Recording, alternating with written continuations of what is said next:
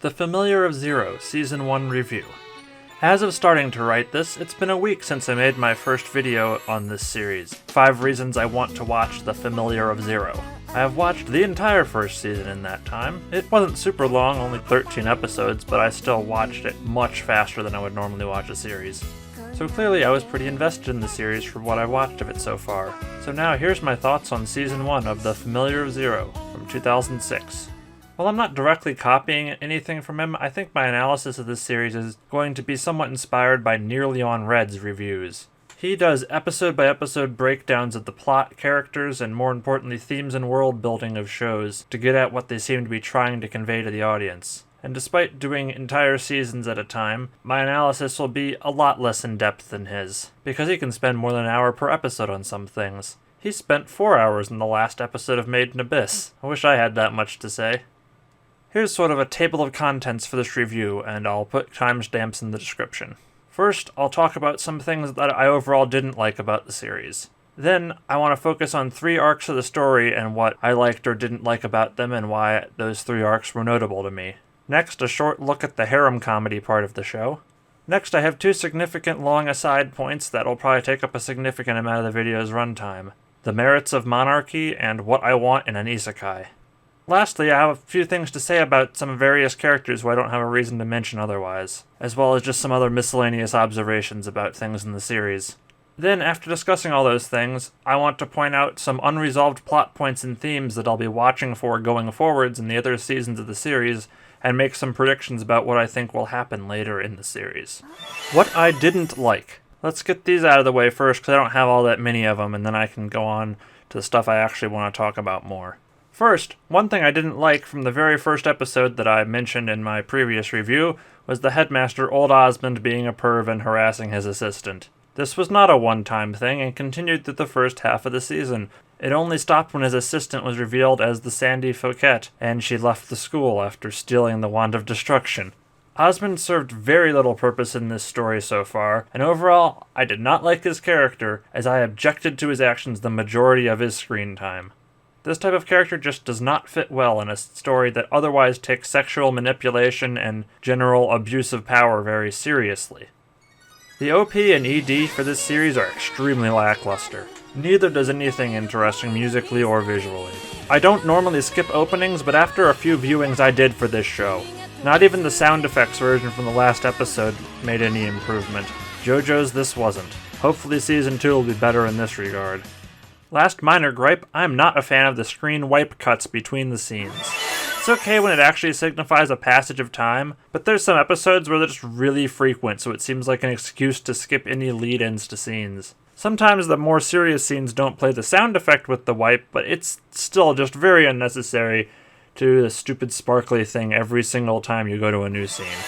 Now I'm going to focus on a few specific story arcs that exemplify what I'm interested in this series. And I'm going to work backwards through the story because the first one I want to talk about sort of continues my gripes because it's the one I liked the least, the final battle.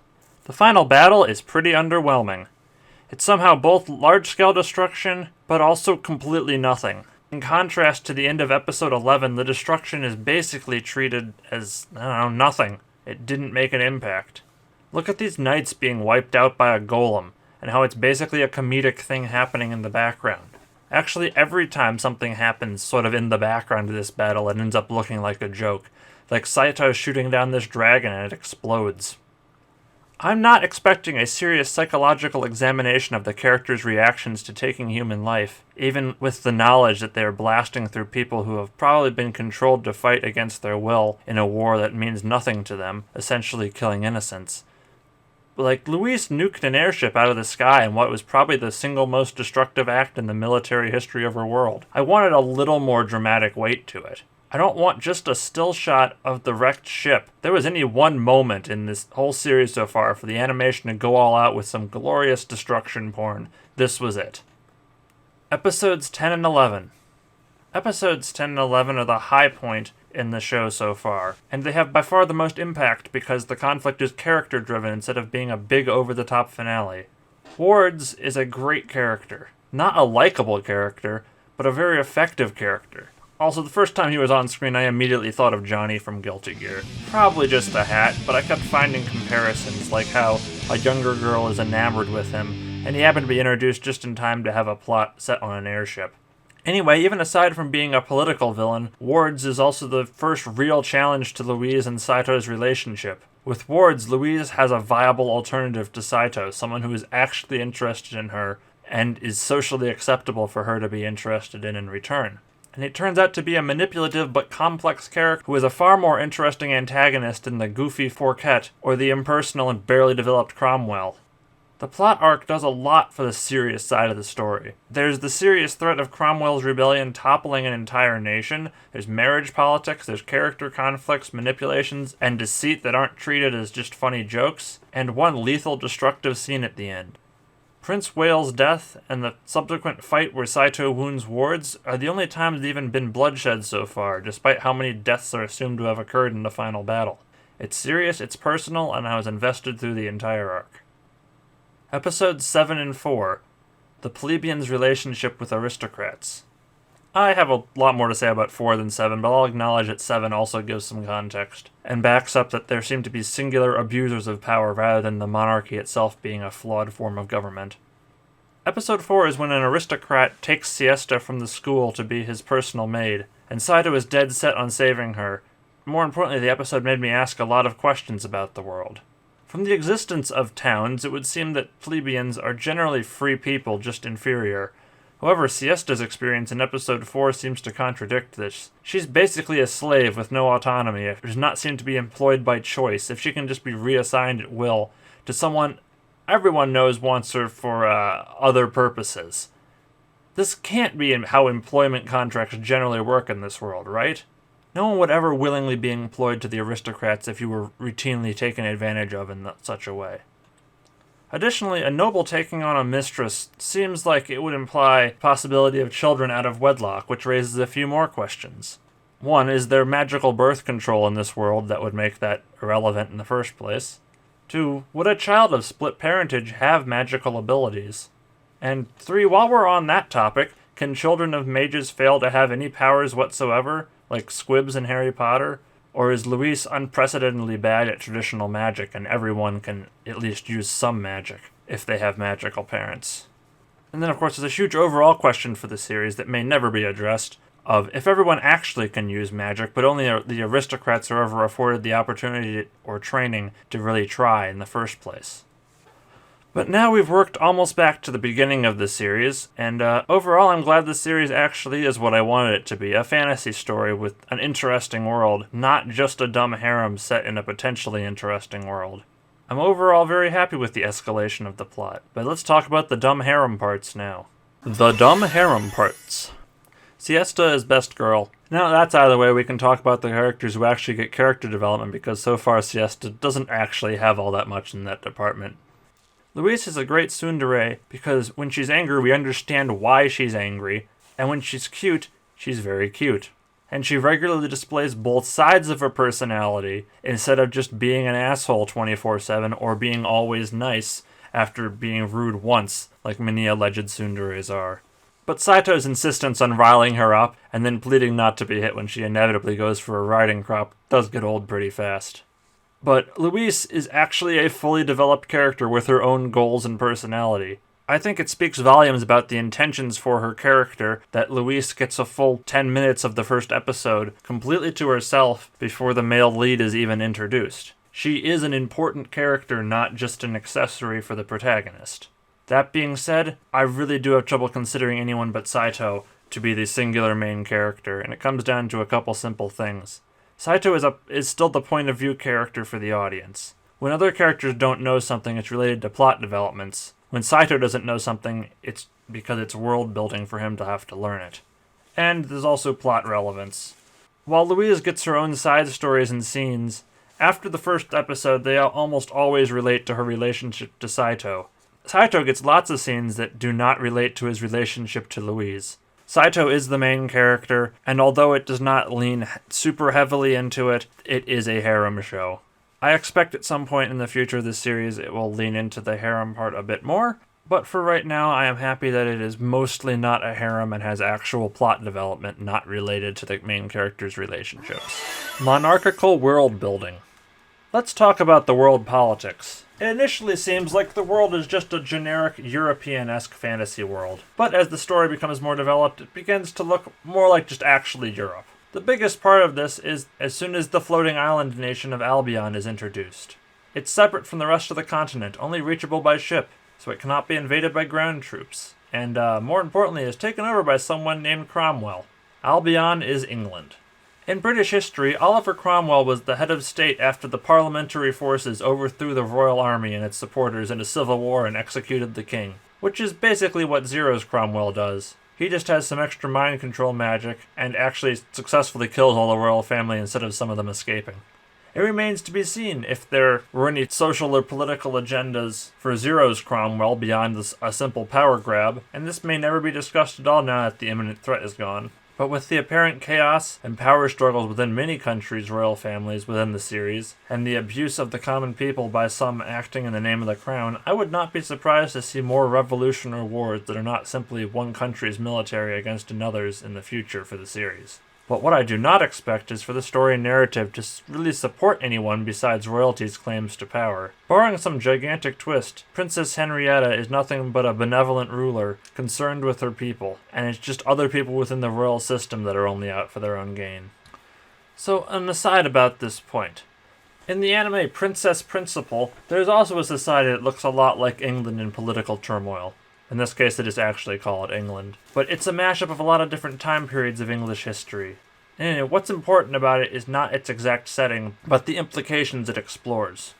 In Princess Principal, there's a lot of focus on the desire to overthrow the monarchy, with most of the characters working for forces opposing the crown. And the titular princess doesn't even really disagree with this. She freely admits that if she gains the throne, her rule will likely be the last, either by outside forces removing her, or her own desire to end the pain and separation caused by prolonged war, even if it's at a direct cost to her.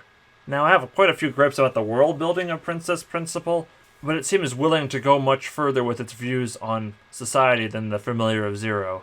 This is not a mark against Zero, more of a symptom of its story structure. Every character besides Saito and Siesta are aristocrats, and the story's concern has been about protecting royal families, with protecting the people as a side effect of this. I do not think Zero will take a hard pivot to a different eventual theme. Nothing has come close to suggesting the end of the monarchy as an option. So to finish up this aside, I don't really know enough about the other countries in Zero yet to draw one-to-one parallels to other European nations, other than that Germania sounds like Germany. But at this point, it would have to be Prussia, because Germany wasn't even really fully unified in any time period before modern. But England is a very clear parallel. Side story. What I like in an Isekai. I like the ideas of the original popular Isekai, A Connecticut Yankee in King Arthur's Court, written by Mark Twain in 1889. In the story, an American laborer takes a knock to the head and wakes up in 6th century Britain, in the time of King Arthur. He uses his modern knowledge to take charge and remake society, not just to live a high life, but to rapidly modernize and destroy old social practices like slavery and eventually the entire monarchical system, until the story abruptly ends with a hugely destructive war bringing an end to Arthur's kingdom. I don't like the pacing or the writing style or quite a few other things about it, much to be honest, but it is a very unique story for its time. That's not my favorite Isekai. My favorite features both the impact of technology on society, and a hero without any special powers, but also the clash of science and actual magic. The Divide by Elizabeth Kay from 2002. While part of the reason I like this book so much is that I read it when I was young, so now I'm just nostalgic for it, I think it'll become quite clear which elements specifically I like in The Familiar of Zero by explaining more about this book. Felix, a young teen with a heart condition, is transported to another world when he dies standing on top of a continental divide. In this fantasy world, elves, dragons, and magic are real, but humans are legendary creatures and science is an unknown. Despite everyone speaking English, for reasons that are explained at the end of the series, names for everything are all mixed up regardless. Griffins are called Brazzles, elves are called Tanglefolk. There's also some creatures that never appeared in Earth mythology, like Sindstroms and Warrits. While serving as a huge catalyst in the plot and the world at large, Felix is not a destined hero in any way, and never gains any special powers, having to survive only with knowledge and his allegiances. His impact on the world is through introducing new technology, primarily the printing press, which goes from being a means to an end in the first book, but by the time the sequel's plot starts, the world has already been irreparably changed by the distribution of information it has enabled. But back to the familiar of Zero. Characters. Now let's briefly talk about characters that I haven't had much reason to mention yet. The Sandy Fouquet. I don't really like her that much. She is basically a Team Rocket villain. Even though she was helping some legitimately threatening people, no one treats her with any respect, and it seems like she's always going to get away in the end. She's really just a comic relief villain, and it seems like she's probably going to keep popping up throughout the entire rest of the series. Siesta. I already said she's best girl, but I hope she's important in the future because she has a lot of potential to be a very interesting character, but honestly hasn't really done much yet. She's served as exposition to tell us different things about the world, but we haven't really heard much about her own actual character or what she wants. And I want to explore more about her as a person because that would probably involve exploring more about the lower classes of the world, which I'm interested in. Tabitha, also known as Charlotte, and Kirsche von Zerbst.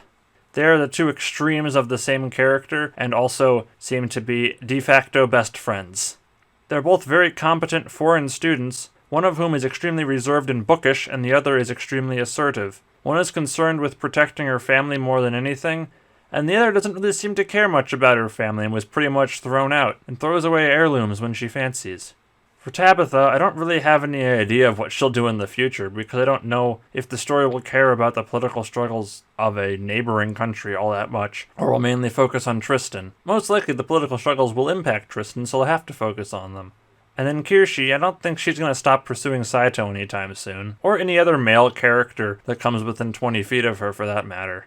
Tabitha and Kirsche might end up as super important connections in the future to ground the audience and make them care about more foreign political struggles. Or they could just stick around as supporting cast. Tabitha has a freaking dragon, which is very handy for characters who need to get somewhere fast. Guiche de Gramont, whose name I'm mispronouncing terribly. He's pretty much been a comic relief character so far. Even in serious situations, he's been the least serious.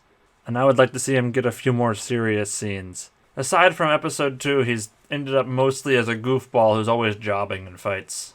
Montmorency de Montmorency. She has the least development of anyone on this list. I don't have much opinion on her because she really hasn't done anything dramatic yet. She was involved in the love potion plot, but did not take a particularly active role in it.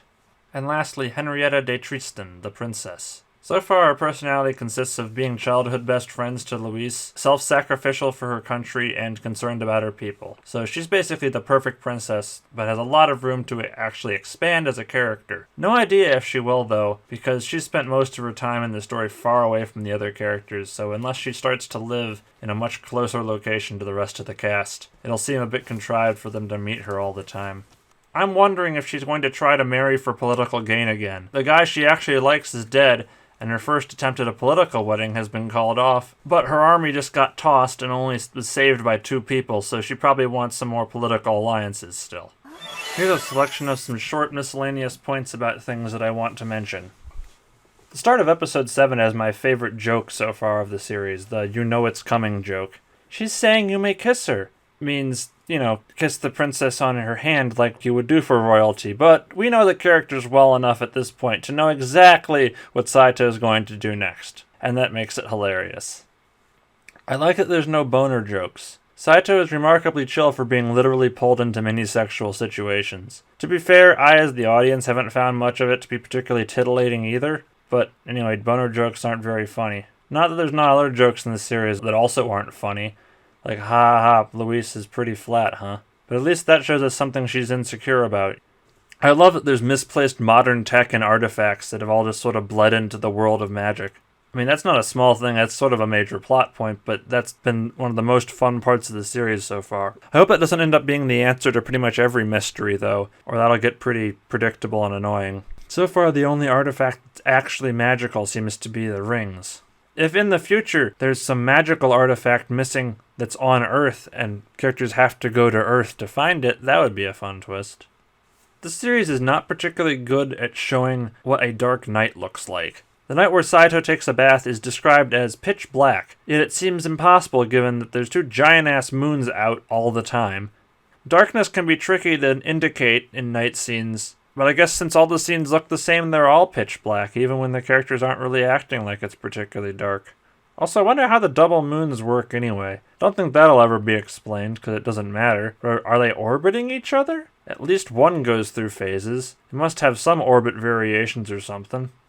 I'm wondering if we're going to see more types of dragons. Episode 13 just throws in out of nowhere that there are also wind dragons in addition to fire dragons. They can't breathe fire, but they can fly very fast. Are there water, earth, or void dragons? I think it's sort of funny that nobody seems to comment on Saito just wearing his blue tracksuit all the time. It's clearly not typical wear for this world, and with the existence of foreign relics from Earth being valuable things, it seems like people should be very interested in the materials of his clothes. I'm glad that the missing spoke of the Pentagon in the school is never mentioned, just shown. Like the element it represents, void, it just isn't there, like a void. I initially speculated to myself that the missing element could be something like love, like in the movie The Fifth Element. They explain in episode 10 the missing element's void, at which point Luis's powers become super obvious. Void, nothingness, zero. Well, everyone's been calling her a zero. I didn't expect the plane to also be a zero, though. That was a nice additional meaning.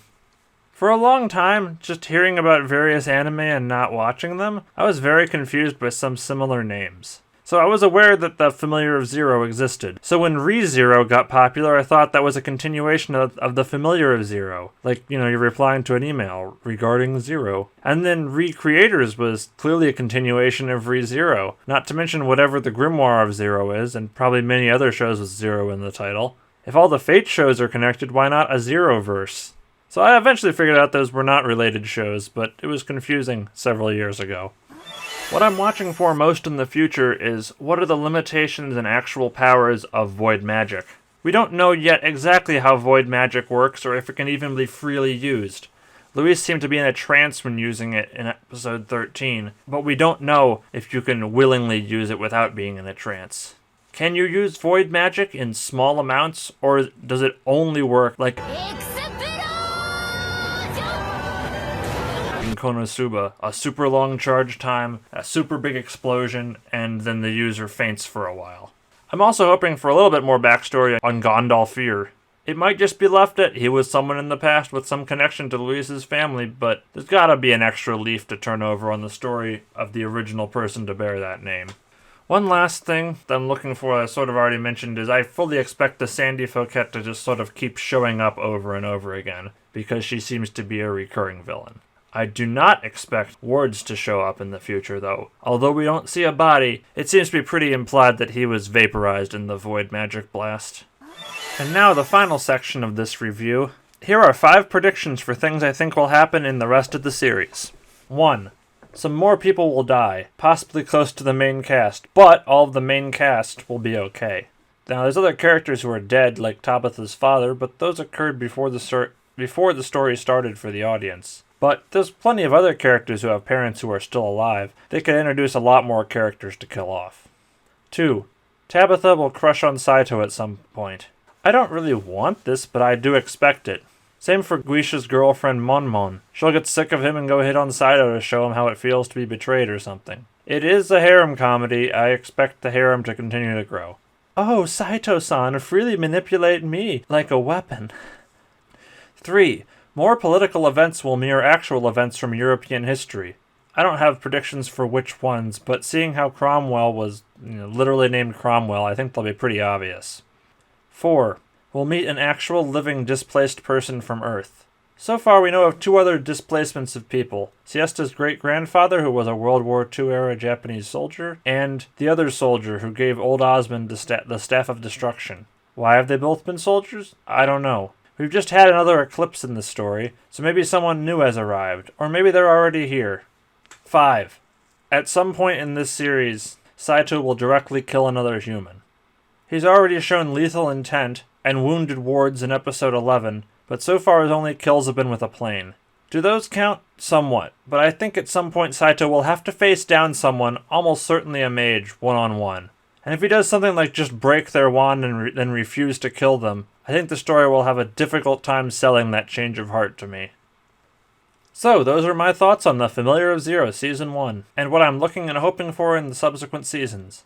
I'll just say again here at the end that I have been spoiled to some events later in the show, though without really any context and having read them a year ago, so I don't really remember any specific details I read. But some of the predictions I'm making are not entirely blind. So I'm trying to avoid making predictions that might have to do with a couple things I know about.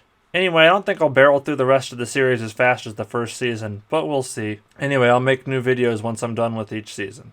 Next time I want to talk more about character designs and visuals, because other than a couple of specific points, I really haven't said anything about that at all. I don't expect much to change between seasons, since as far as I know they were all produced by the same studio. I do hope they lose the sparkly transitions in the future, though.